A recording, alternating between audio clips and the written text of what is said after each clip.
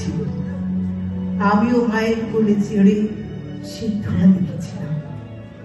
সবাই আতঙ্কে রায়ন লাগছে বলে ছোটাছুটি করছিল। এবং তার কদিন পরে সদ্য বিবাহিত দাদা বৌদির সঙ্গে আমাকে কলকাতায় পাঠিয়ে দেওয়া হয়েছিল।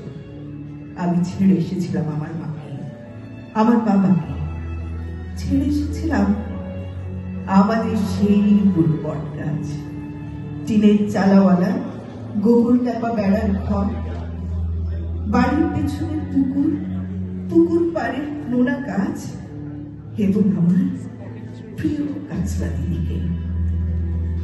ছেড়ে এসেছিলাম আমার মাতৃভূমিকে, আমার জন্মভূমিকে।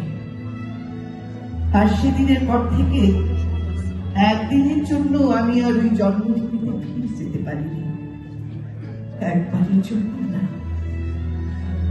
এখন আমার স্মৃতিতে সব কিছু যাচ্ছে, সেই ঘর, সেই গাছ, সেই গাছলা দিদি,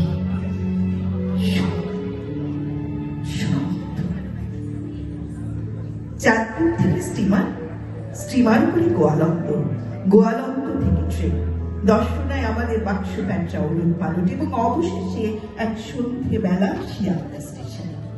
তারপর ঘোড়ার গাড়ি চেপে প্রেমচাঁদ বড়াল স্ট্রিটে 3.5 হাত চওড়া একটি অন্ধগলি।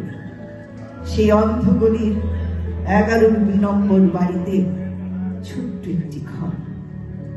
সেই ঘরে দাদা বৌদির সঙ্গে খাঁচায় বন্দি আমি, যার মুখে তখনও নোয়াখাইলা ভাষাটা, আমি যাকে দেখলেই প্রাইমারি স্কুলের ছেলেরা কানের উপর হয়ে চিৎকার করে বলতো, বাঙালো, রস খাইলো, ভাড় ভাঙলো, পয়সা দিল না।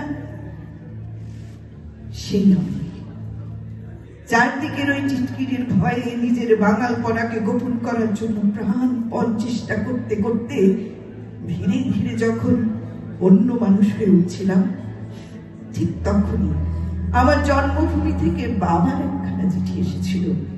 সবাই সে চিঠি নিয়ে জোরে সুরে আলোচনা করছিল এবং আমি শুনেছিলাম ঢাকায় নাকি গুলি চলেছে।